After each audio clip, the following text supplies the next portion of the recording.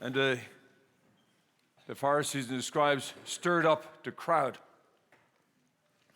In Father Kevin O'Brien's recent book that we heard the retreat on, he recounts in that book called Seen with the Eyes of the Heart. Seen with the Heart is actually he calls it. And he recalls the tradition of St. Ignatius interpreting how our faith and tradition play a role.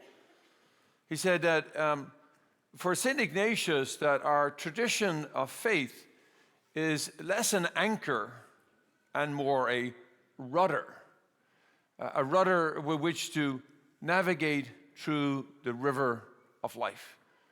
And that often we think of tradition of our faith as something that anchors and holds us steady down.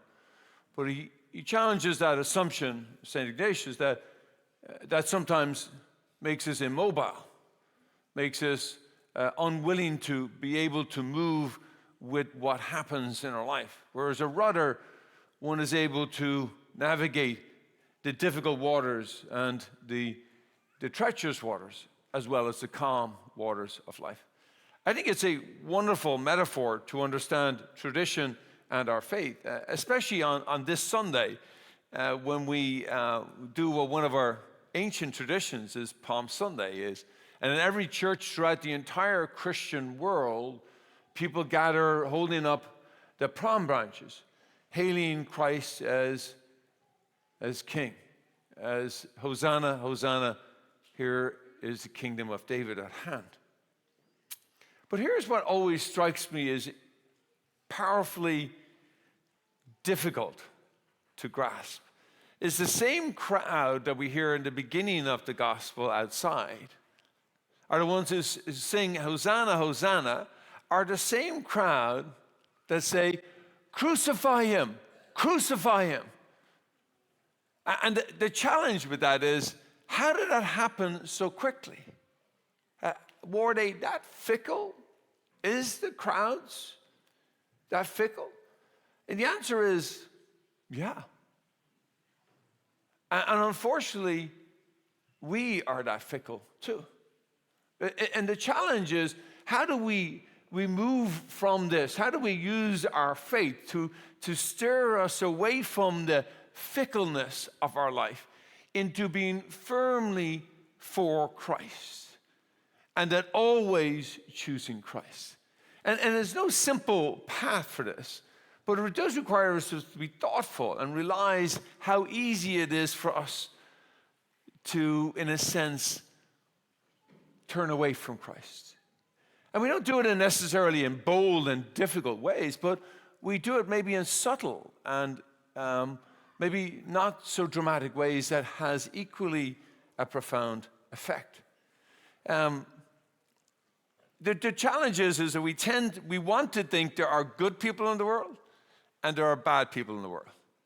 Of course, we're part of good people, right? I mean, we don't ever consider ourselves bad. So we're the good ones, and they, whoever they are the bad ones.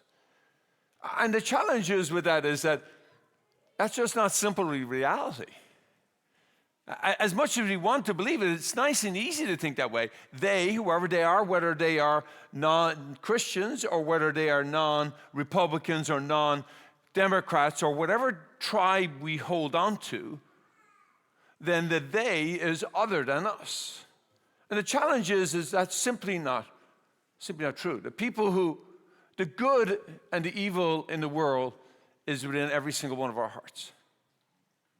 Good and evil is in and whichever voice we listen to inside of our hearts, it's not they versus us. It's all within all of us. The potentiality for us to do evil and to participate in non-good is equally within every one of us. And it's up to us to choose with the rudder of our faith, to choose that which leads us to goodness.